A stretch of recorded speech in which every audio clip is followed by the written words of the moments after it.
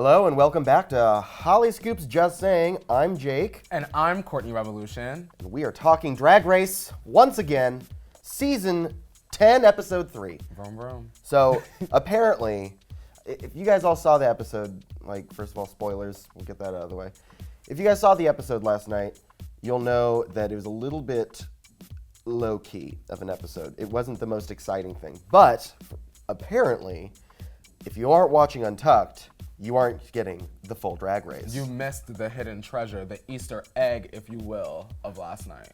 Most definitely. Okay, so Courtney, let us in on what happened. This is the During Untucked? This is the biggest thing of the episode last night. Okay. So the queens, they get backstage, they snatch a cocktail, and then the conversation just sort of kind of is like dancing around. Okay, so who was on this team and how did this person do? And then we get into what really happened last night. And in my opinion, what was definitely the most important part was Aquaria versus the Vixen. Yeah. And, you know, they've had beef in the past. You know, they're always screaming at each other, always fighting. Aquaria is always exiting the room dramatically, giving us true reality television starlet. which I thought was really interesting because at the beginning of the season, they were like, you know, Ms. Cracker and Aquaria, they've got a thing, but that is RuPaul's Drag Race producer gold that they just gave you. Oh, no, actually, it's going to be Aquaria and the Vixen. Yes, because it's season 10 now. Yeah. We've seen so many beefs, so much yelling, so much hair pulling. Now it's time to get deep into what's really going on in the community. And so what Vixen brought to the table during Untucked was the fact that Aquaria actually jumped into a moment between the Vixen and the other queens with some shade, and then when the Vixen kind of came back and collected this wig, Aquaria sort of runs off, and that seems to be like her pattern where she sort of plays the victim, and then the Vixen kind of felt as though she would be painted to look like a angry black woman, sort of like a stereotype when the show eventually airs, and I 100% agreed. Yeah. Because we see things like this all of the time, especially with, you know, Jasmine Masters and Kennedy, you know, with things like, a really good example, All Stars 3, with Milk saying that, you know, I would have sent Kennedy home, and Kennedy was like, well, if I'm not your cup of tea, don't drink it. Yeah. I mean, You know what I mean? seriously. It's sort of like saying, you know, Aquaria pondered, did you really bring your best drag over hair? And then when Vixen really came for her, it was like, oh, my feelings are hurt. You shouldn't have said that. You're just so negative.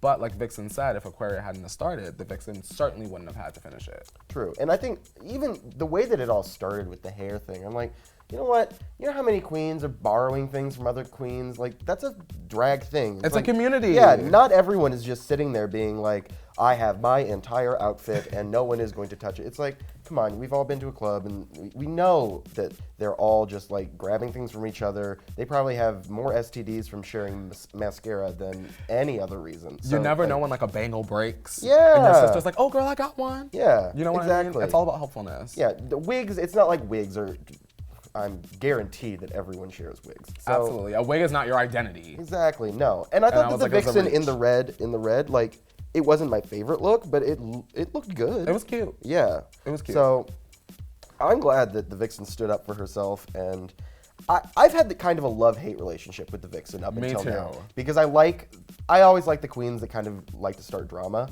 And the Vixen came into the workroom. First thing you know is that she's there to get fight. you good TV. Yeah. So I was like, you know what, Chicago girl, I see you. Let's try this out. And unfortunately, with that first episode, I don't think that the drag that she created was that great, and so No. it was a little bit like, It was is she very just doing Serena this? Cha-Cha. When is she leaving? But now that she's kind of, I loved the look that she had on the runway tonight. Agreed. The peacock look. Oh, that was amazing. Her thing in the performance wasn't great, but like she was a sandwich board girl. So what are you gonna do? You know who did do it on the runway for me? Not like Who? to completely just jump around. Cameron Michaels. Cameron Michaels had a good look. I don't think it was my favorite though. Really? No. To me, Cameron was serving us Goldar from Power Rangers with a little bit of Edgar Allan Poe. Okay. I loved can it. see I was upset. I screamed. I legit hollered. I went, ah! She came down the runway. No way. I think my favorite look of the night was actually might have been Eureka. Really? So I know last week I went off on Eureka and I still hold those opinions. I'm waiting for her to Okay. go home. But tonight's look, two things about it. One, did like the whole the crow thing. Okay. Which there were 3 crows tonight, but like I liked that crow thing. She had a crow in her hand. I liked the way she does that thing with her hair. Yes. The problem with it though is that I've seen that hair about 5 times. Yeah, I wasn't sure if Eureka was trying to give us haunted paintbrush, but I did really like her makeup. I loved the way that Eureka did her makeup and the contacts. It all worked for me. Yeah. The actual product was just okay for me. Okay. Just okay. Because I wanted to really like Asia. Asia, Monet, and Monique continue. Like every episode, I'm waiting for them to cut back to them. They're my favorites. And Asia really had a good episode. For me, Mayhem didn't give it for me, and I was disappointed. Mayhem was very disappointing. I was disappointed.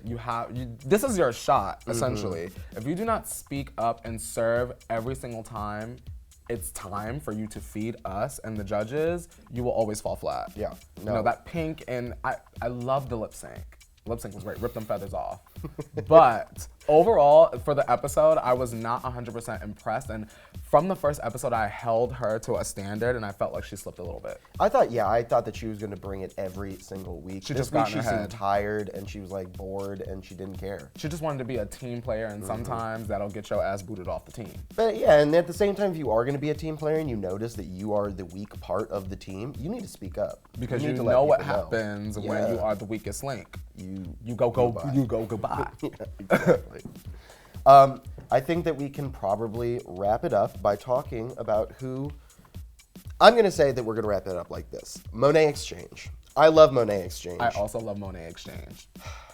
Monet I really hope that she's got a better look coming forward. Last night's runway look was about as boring as it could be.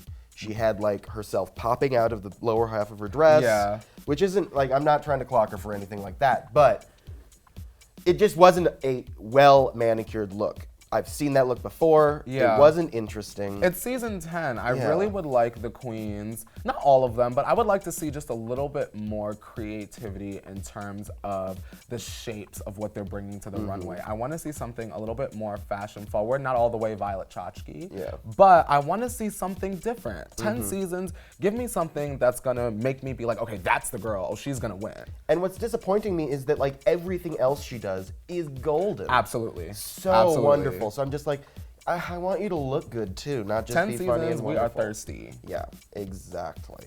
All right, so that's all I got. Thank you guys so much for watching this RuPaul's Drag Race. Catch up, recap, extra lap, all that. We will see you guys next Friday. Let us know what you guys think down in the comment section below. Who was your favorite queen this week? And let us know, if you were to lip sync, what song would you want to lip sync to? I'm Courtney, and this is Jake. And we will be seeing you guys on Monday for Hollyscoop's Just Saying. Bye, guys.